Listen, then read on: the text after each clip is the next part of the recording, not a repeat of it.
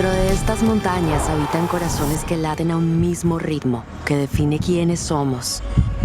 Somos cada paso que damos, la suma de lo que hemos sido, todos los espacios que hemos recorrido y habitado. Una generación atemporal en constante reinvención. Siempre en búsqueda del cambio, de una manera diferente de hacer las cosas, más excitante, más atrevida, más consciente. Somos un movimiento de quienes no trazan fronteras, sino que crean nuevos caminos.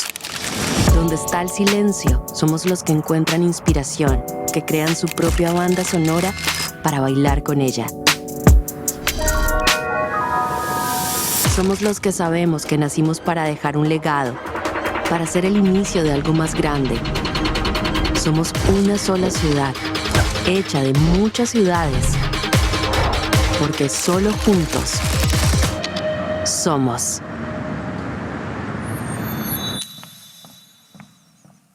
Continuamos con el espacio de conocimiento y nuevos saberes de Colombia Moda 2024 con la conferencia Moda Eco-Queer, cómo las marcas deberían abordar la inclusión, a cargo de Brigitte Baptiste, rectora de la Universidad EAN. Brigitte, bienvenida. Muchas gracias. Bueno, muchas gracias a Colombia Moda por esta invitación tan grata. Buenas tardes a todas, todos y todes. Es un gusto compartir este espacio con ustedes para hablar sobre lo que yo llamo las estéticas eco-queer o derivadas de la ecología queer. Voy a tratar de contar en estos 30 minutos un poco cuál sería una perspectiva evolucionaria de la moda. ¿Y por qué escogí el tema? Porque hace 10 años vine a este mismo escenario por primera vez a hablar sobre la analogía entre la teoría de la evolución y la constitución de la moda y de la innovación. Y con el tiempo me he dado cuenta de que realmente no estamos hablando de una analogía, sino que la moda es evolución. La moda es un componente, una expresión fundamental de la evolución y específicamente de la evolución humana, pero por ende de la evolución de la cultura y de todo el planeta.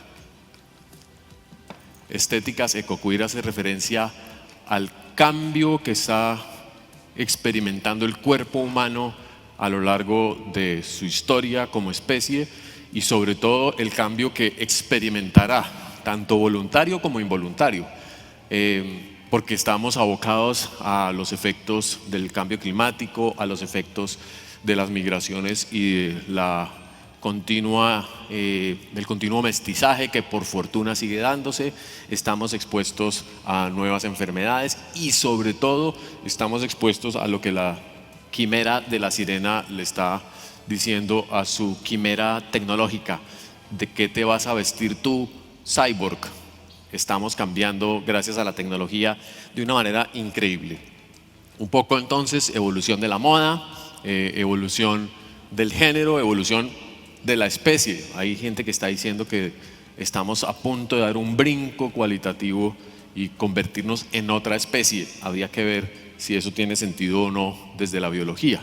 También estamos hablando de qué significa el tema de la circularidad, de la regeneración, de la sostenibilidad en la moda. ¿Qué tanto estos cambios y estas transformaciones nos están llevando a un mundo realmente distinto o a un mundo capaz de habitar el cambio climático? Porque el cambio climático ya se produjo. Ayer fue el día más caliente de la historia de toda la humanidad, de que tengamos registro. Ya estamos por encima del 1.5 grados que nos habíamos comprometido en París. Estamos en 1.715.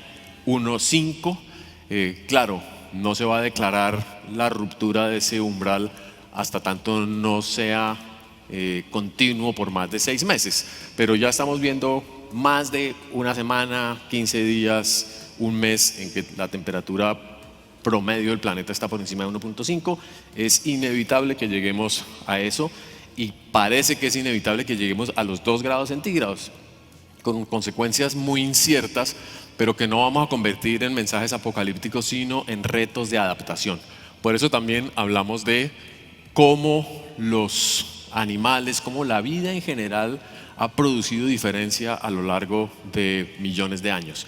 Nosotros no tenemos millones de años para adaptarnos a lo que nosotros mismos hemos hecho, pero tenemos un ingenio y unas capacidades que tampoco tuvimos en los millones de años antes y que ninguna otra especie tiene, a pesar del respeto que tengamos por la inteligencia de las ballenas, por la inteligencia de los pulpos y por la vida de otras especies. Las únicas entidades que tienen capacidad de crear tecnología, de crear lenguajes cambiantes permanentemente, somos nosotros. Y eso no tiene por qué ponernos en un pedestal ni ponernos en una posición privilegiada, simplemente así somos, así nos hizo la madre naturaleza, pues si vamos a hablar de la Pachamama. Por tanto, lo que estamos experimentando tal vez es un momento de reevolución, un momento en el cual los seres humanos nos tenemos que preguntar quiénes venimos siendo, de dónde venimos, ese barro primigenio, si quieren pensarlo así, en cualquier mito o en cualquier historia, y cómo comenzamos a modificar nuestro comportamiento, a modificar nuestro cuerpo, a modificar nuestra sensibilidad, hasta el punto que hoy estamos aquí reunidos en Colombia Moda. Eso es un proceso evolutivo y además es natural. No van a pensar que somos sobrenaturales. Así, insisto, se produjo ese cambio ambiental en el cual como animales hoy en día somos esta especie que se viste, una cosa totalmente extraña porque ningún otro animal lo hace, aunque hay larvas de escarabajos que en el río se ponen piedritas y se las pegan, y hay muchas, digamos, señales del diseño animal deliberado en ciertas especies. Pero así como hay diseño deliberado, también estamos convirtiéndonos en una entidad ecológica cada día más compleja, cada día con mayores capacidades de expresión. Y en esa imagen de las plumas, de las escamas, de las espinas, lo que evidenciamos es que el atuendo o lo que nos ponemos es nuestro cuerpo. No es solamente un símbolo, es una manera de comunicar, de comunicarnos con todas las implicaciones que tiene la comunicación, pero la más importante de todas es mantener la acción colectiva, la búsqueda de constituir vínculos entre las personas para poder desarrollar actividades conjuntas. Definitivamente en la evolución ninguna especie se ha salvado por tener a Elon Musk. Ninguna especie se ha salvado por tener un gran líder, ni por tener un personaje particular que se convirtiera en el héroe de la especie. Todo lo contrario, esos momentos particulares de la historia son excepcionales y hacen que volvamos a pensar en que la adaptación es una acción colectiva.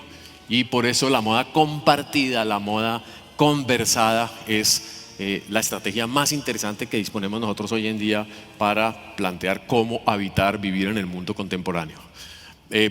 Esta foto la pongo siempre porque uno de los términos que más me hizo en la vida fue el del fashion police. No sé si les resuena, ¿no? La policía de moda que le dice a la gente: no debes ponerte esto, si quieres triunfar ponte esto, si quieres llegar lejos no hagas lo otro. Es decir, siempre hay un guión estético sobre el cual se constituye la jerarquía, se reconstruyen las relaciones sociales, se dice quién tiene derecho a qué cosas, y eso empieza en la casa. Cuando uno va saliendo y le van diciendo: venga para acá, le voy a quitar esto, usted no puede ponerse esto hoy, ¿cómo se le ocurre hacer esto? En fin.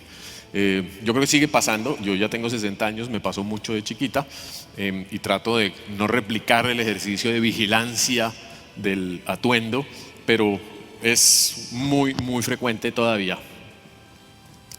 Hay 3 momentos al menos en la historia en los cuales se ha provisto una explicación a la complejidad y a los mecanismos evolutivos y las razones por las cuales cambiamos, digamos, de modelo estético. Y esas 3 explicaciones están, digamos, hoy vigentes, pero al mismo tiempo controvierten entre sí. La primera es la perspectiva clásica del darwinismo, que nos dice que la selección natural permite la persistencia de los modelos más adaptados. Eso es cierto. Lo que no es cierto es que los modelos más adaptados son los más fuertes, los mejores, entre comillas, porque no hay ninguna señal de qué es lo mejor si no está dada por el contexto. Lo mejor es aquello que está en mejores condiciones de habitar el momento. Lo mejor no es Darwin, que creía que él era el ser más evolucionado gracias a que él había escrito la teoría de la selección natural. Hay un segundo momento en la historia que tiene que ver con el feminismo y todas las maneras de liberar el cuerpo de la mujer de las señales y de las marcas que habían sido impuestas sobre ellas en la historia, en los 3.000, 5.000 años de historia, y sobre todo a través de la maternidad obligada.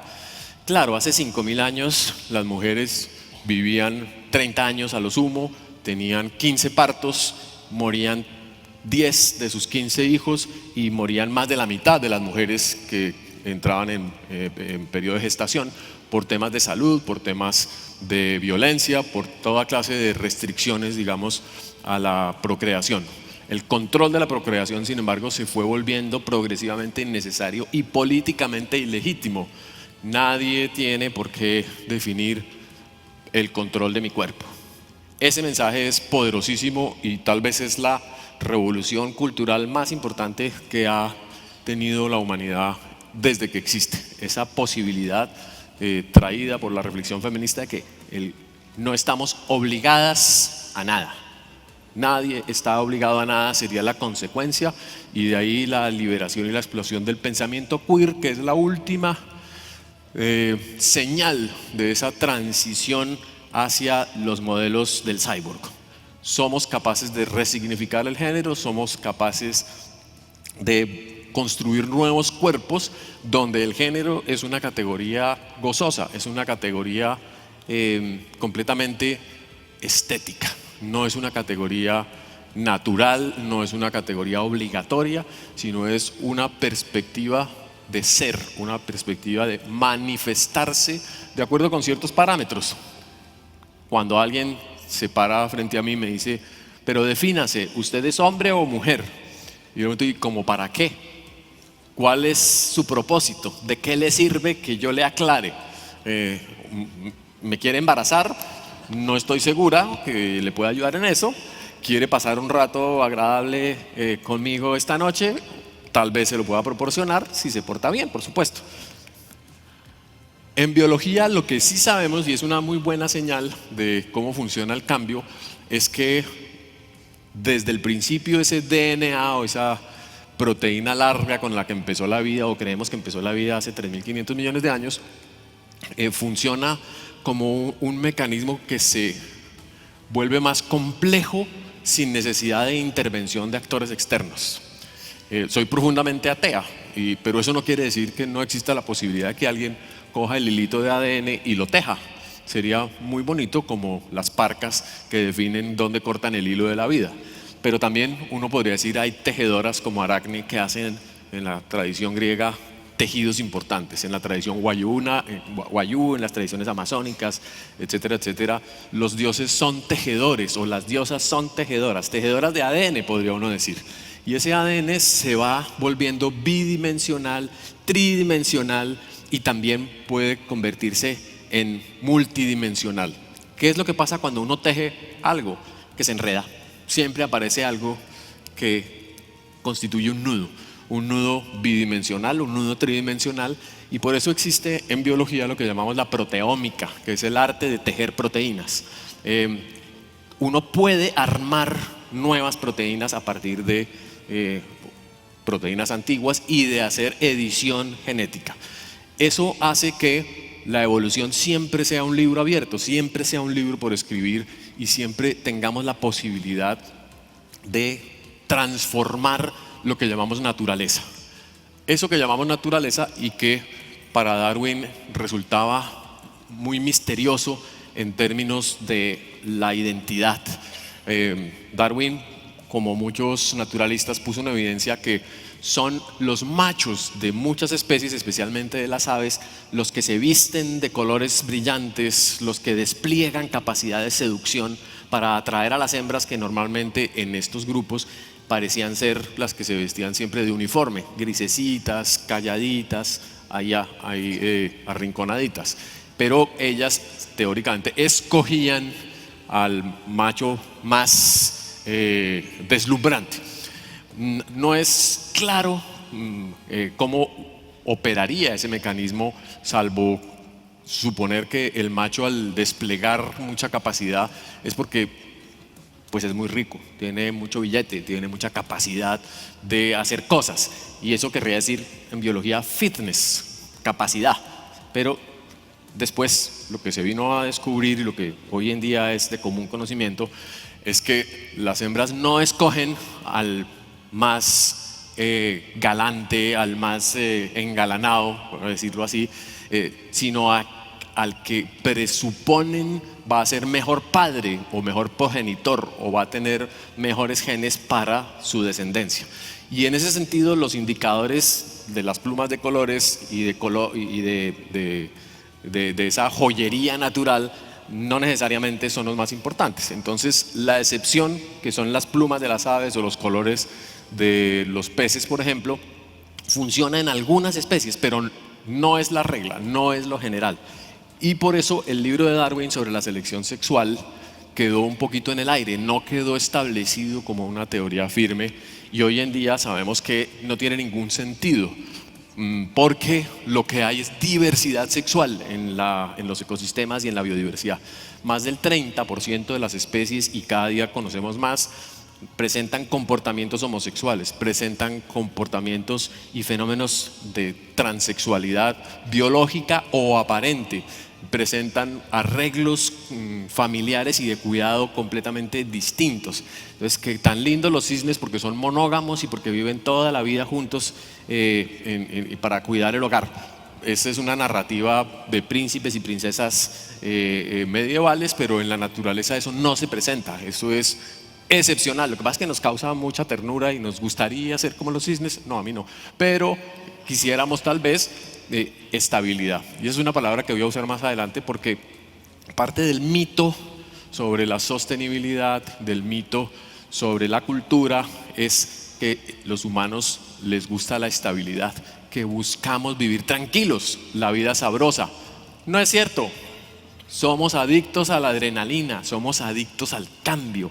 Y si no fuese por eso, no estaríamos innovando, no estuviésemos creando. La vida sabrosa es una vida que requiere arte, cuestionamiento crítico permanente sobre nuestra presencia en el mundo. Claro, hay edades, hay momentos, hay sitios en los cuales sí quisiéramos que hubiese cierta estabilidad. Y sobre todo cuando el mundo se convierte en un mundo caótico y violento, la estabilidad es un principio sensato. Pero realmente cuando estamos en capacidad plena de buscarle sentido a la existencia, lo que le da sentido a la existencia es viajar, movernos, explorar, cambiar. Y ahí hay unas contradicciones que son, digamos, las fuerzas creativas del mundo.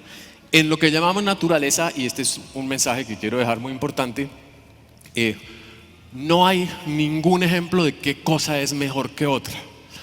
Aquí hay una flor que está detrás de una araña que se esconde en la flor. La araña usa el mecanismo de mimetismo para capturar una abeja que pasa o que va a polinizar la flor, y justo cuando la abeja queda capturada y está muriendo en las fauces de la araña, llegan unas mosquitas chiquiticas que son muy malas, porque hay que ser uno muy malo, muy dañado, muy corrompido para caerle a la abeja que está en ese momento agonizando porque se la va a comer la araña. Esas mosquitas, además, mosquitas sucias, y también llegan a las telas de araña. Cuando la araña ya ha envuelto a su víctima, llega la mosquita a chuparle un poquito de jugos vitales a lo que la araña cazó. Entonces, es decir, son socialmente lo peor. Pero realmente la causa de todo eso es la flor, porque la flor no aspiraba a ser polinizada por la abeja. La flor necesita las mosquitas sucias. Entonces, para que las mosquitas sucias lleguen a polinizar, acoge la araña, acoge la captura de la abeja y finalmente mira para otro lado mientras las mosquitas sucias llegan. Si ustedes trasladan esto a la moral humana, verán pues que no hay nada que enseñarle a nuestros hijos. No quisiéramos ese comportamiento para ninguno de ellos. ni quisiéramos que fueran como la flor, ni quisiéramos que fuesen como la araña, ni quisiéramos que fuesen como la abeja y probablemente menos que fuesen como la mosquita sucia. Pero esto es para decir que no hay una moralidad de la cual beber en la naturaleza. Nosotros somos los referentes de qué es lo que nos conviene, de qué es lo bueno y lo malo entre nosotros. Y eso es un acuerdo colectivo y es un acuerdo del que emerge la cultura.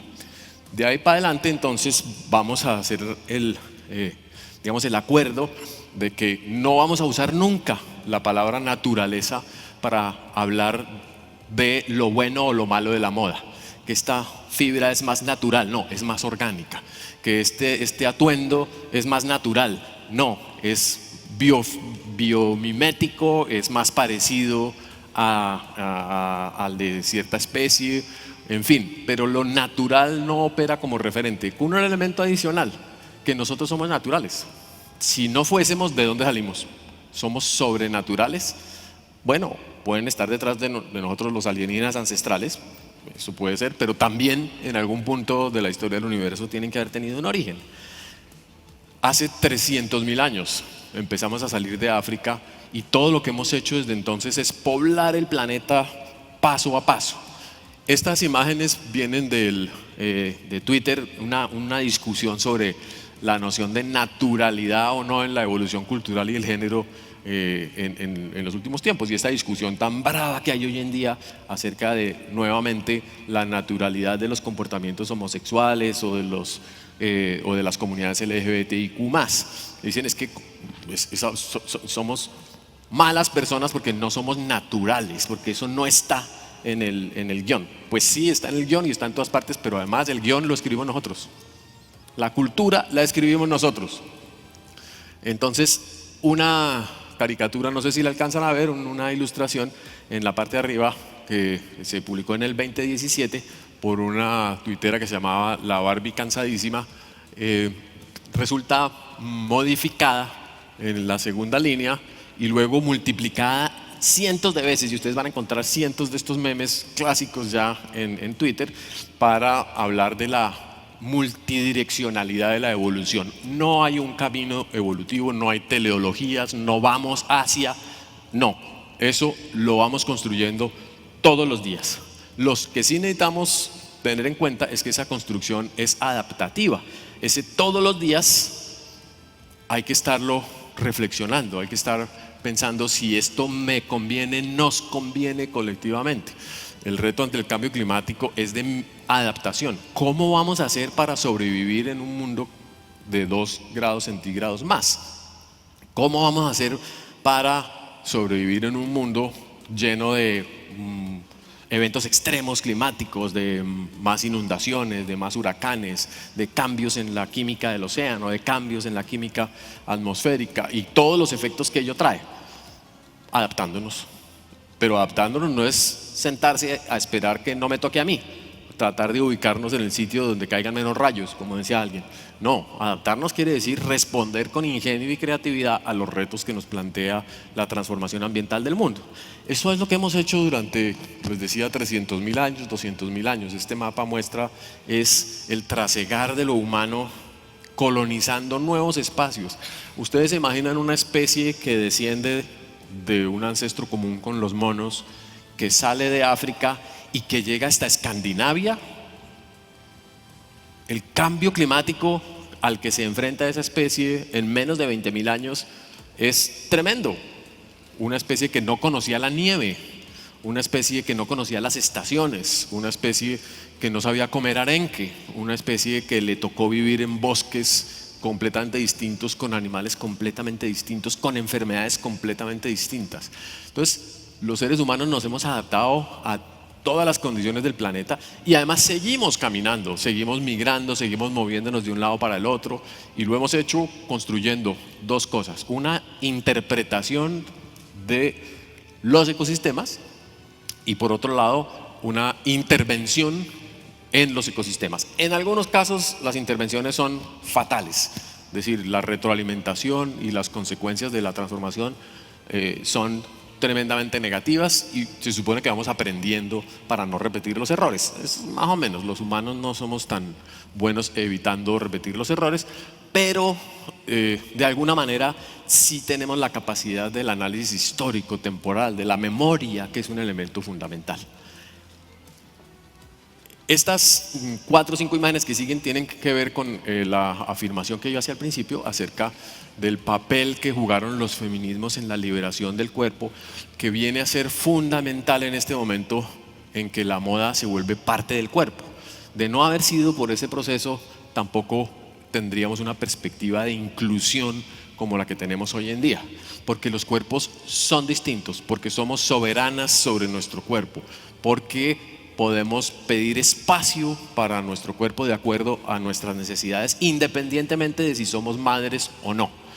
Y por eso hay una crítica muy viva. Piensen en Yayo Herrera, piensen en Mara Viveros, piensen en todas las escuelas del feminismo contemporáneo, feminismo latinoamericano, diciendo mi cuerpo es el mío, y cómo eso aún no se reconoce en medio de unas culturas tremendamente violentas contra la mujer, tremendamente violentas incluso en la familia, y donde el feminicidio causa cada año decenas de fatalidades. Otro elemento independiente del de la crianza y la gestación, que también comienza a poner sobre la mesa y que es muy importante, sobre todo en las discusiones ambientalistas, tiene que ver con esa noción de la mujer como cuidadora, de que la mujer por naturaleza es más delicada, tiene otro método, otra manera de abordar los problemas, y es la mujer que alimenta a la familia, la mujer que se hace cargo de los hijos e incluso termina de criar al marido, porque eso es parte de, digamos, de la historia contemporánea. Y resulta que no, que eso tampoco es un elemento biológico, natural, y hay excepciones por todas partes, incluidas muchas culturas humanas en las cuales ese no es el parámetro de comportamiento. Entonces, la mujer alimentadora, la mujer nutridora, la mujer cuidadora son decisiones de la cultura, son decisiones educativas, son decisiones políticas que cada grupo debe tomar. No quiere decir que estén mal o que estén bien a priori, en absoluto, y yo creo que todas deberíamos ser cuidadoras, todas deberíamos de ser nutridoras, todas deberíamos ser procuradoras de alimento, en fin, pero ningún cuerpo está obligado a nada, y ese es un elemento también central en esta conversación. Cuando incorporamos los cuerpos de las etnias, y para hablar solamente de las más de 100 etnias que habitan Colombia, encontramos también reflexiones parecidas y controversias muy importantes sobre la manera en que se colonizaron los cuerpos de las comunidades indígenas, por supuesto normalmente a través de la violación y de la violencia, pero cómo todavía los cuerpos de las mujeres indígenas tienen un tratamiento distinto, y de los hombres indígenas, porque somos un pueblo racista, somos un país extremadamente discriminador, pese a que lo ocultamos, a que fingimos que no. El cuerpo se convierte en un dispositivo de comunicación en el cual las señales y las marcas están vivas, y todo el tiempo estamos atentos y atentas a esas marcas para definir el valor del prejuicio, y hay que hacer el ejercicio constante y cotidiano para no prejuzgar, o si prejuzgamos, porque es inevitable, hacerlo con la conciencia de los efectos del prejuicio, que eso es más importante. Yo creo que todas las personas que son más altas que yo son malos maridos. No quisiera tener un hombre chiquito a mi lado, no quisiera tener una mujer que tenga más de 20 años de diferencia como pareja. En fin, todos esos elementos que circulan en las telenovelas y que circulan en la prensa son esos prejuicios, son materializaciones. Pero no estoy mencionando los que son realmente escabrosos, sino los que son relativamente divertidos y los que hablamos todo el tiempo en familia.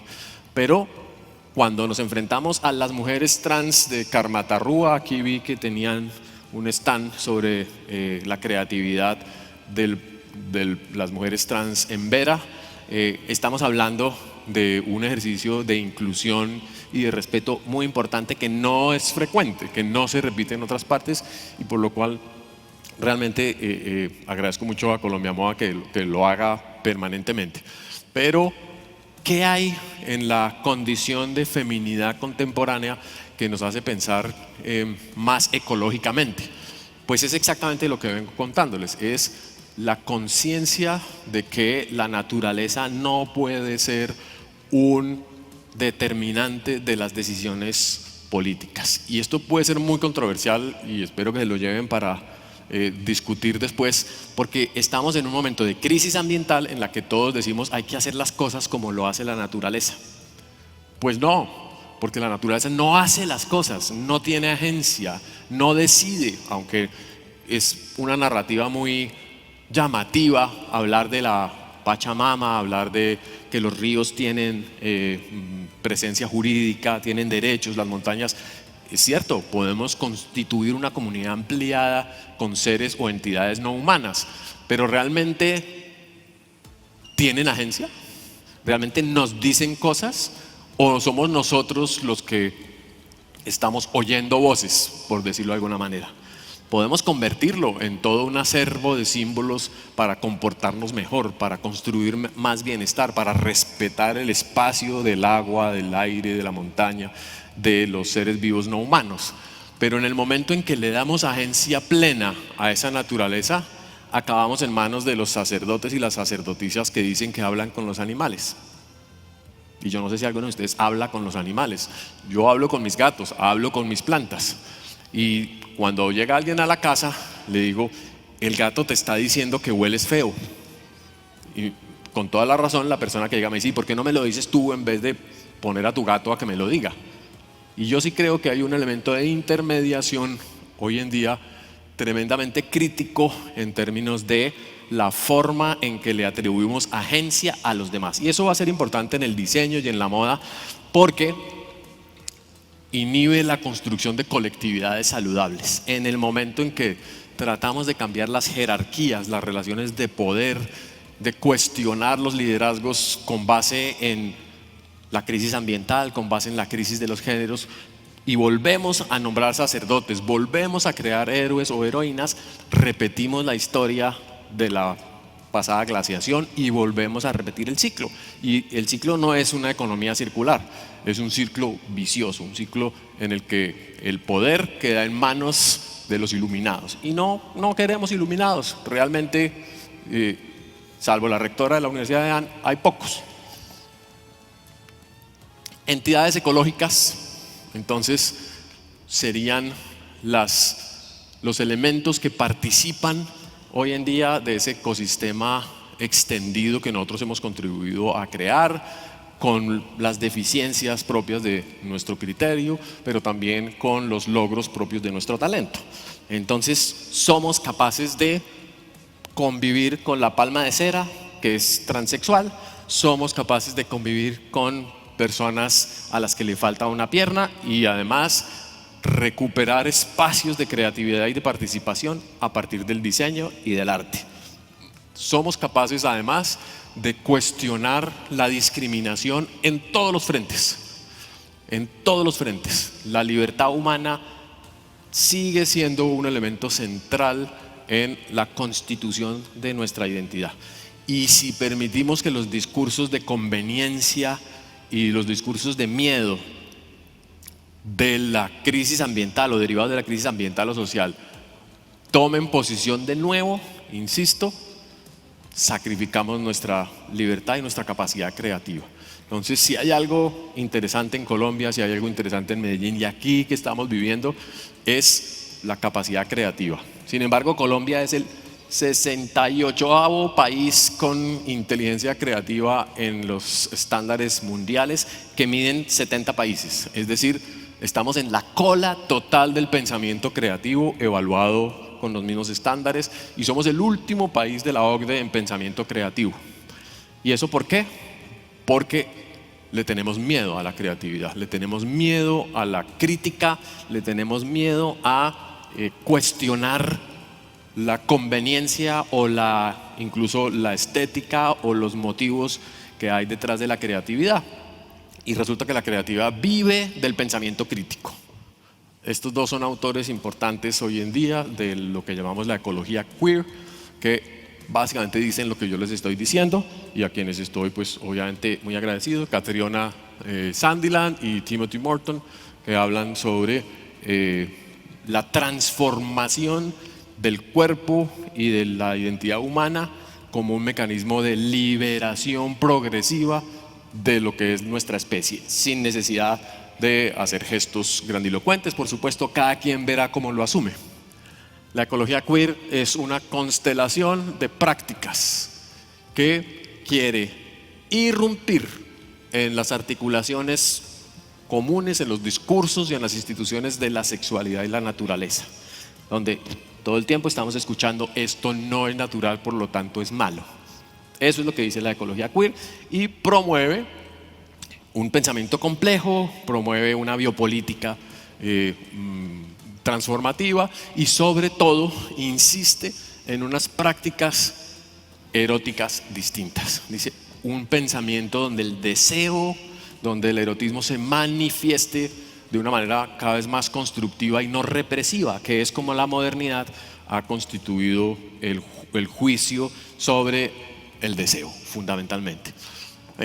Entonces ahí aparece, y ya voy cerrando, la pregunta sobre los próximos cuerpos, sobre qué implica la transformación tecnológica del cuerpo, que ya la tienen todos instalada, porque todos tienen sus celulares en la mano, entonces ya son mutantes tecnológicos y lo empezaron a hacer hace 6.000 años con la domesticación del fuego o de la agricultura o de la máquina de vapor, no importa a dónde se refieran, ya somos cyborgs, ya estamos en la senda de un cuerpo modificado. Además, ¿quiénes de acá están vacunados de algo? Levanten la mano si quieren. Yo creo que el 90%, si veo bien, tienen alguna vacuna de alguna cosa. Sus cuerpos ya no son en nada parecidos a los cuerpos de ningún humano antes de 1800. Es decir, antes de toda la historia del planeta accesible a nosotros.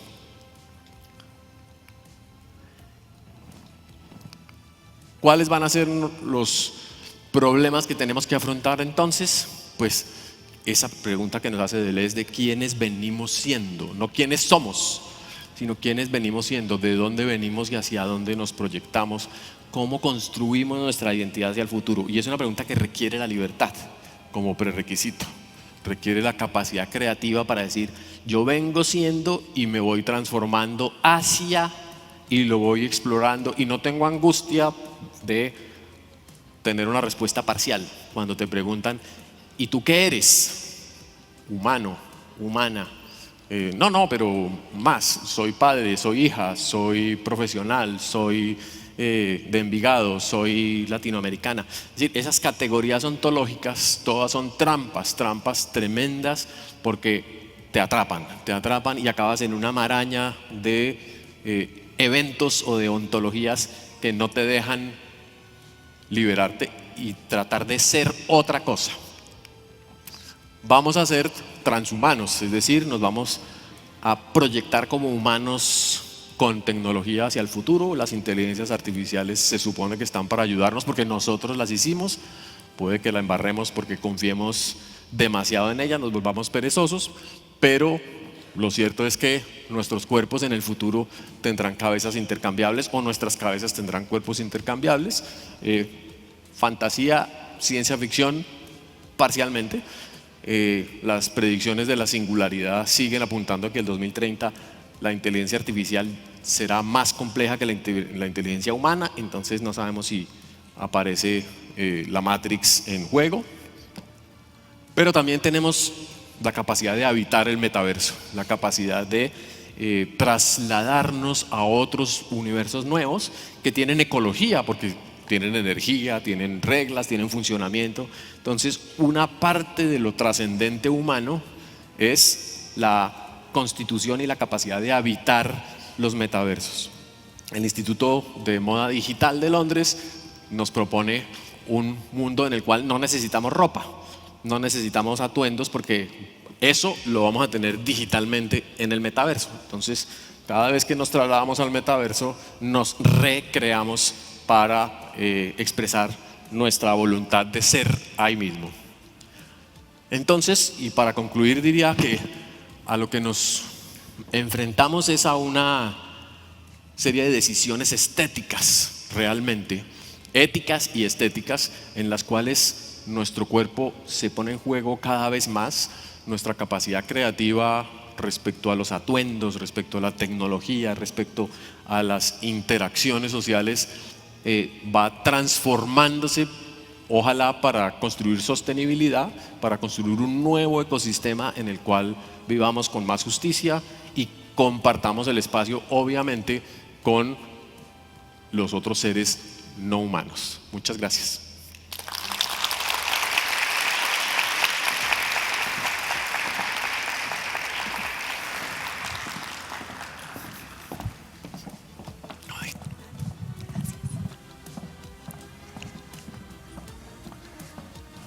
A Brigitte, muchas gracias por este espacio tan interesante que nos brindó aquí en el segundo día del Pabellón del Conocimiento INEXMODA.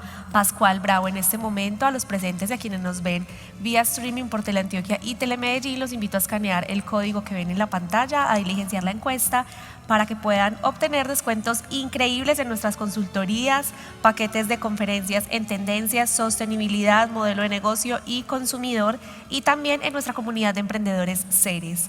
Además, en el pabellón verde encontrarán la tienda INEXMODA, donde un asesor les podrá dar toda la información sobre nuestros productos. Los invitamos además a conocer el diplomado en Ilustración, Arte, Oficio y Profesión que ofrece Confenalco Antioquia. Su stand está en el hall principal del Teatro Metropolitano, así que si quieren más información ahí se las pueden brindar. En un momento daremos inicio a la siguiente conferencia.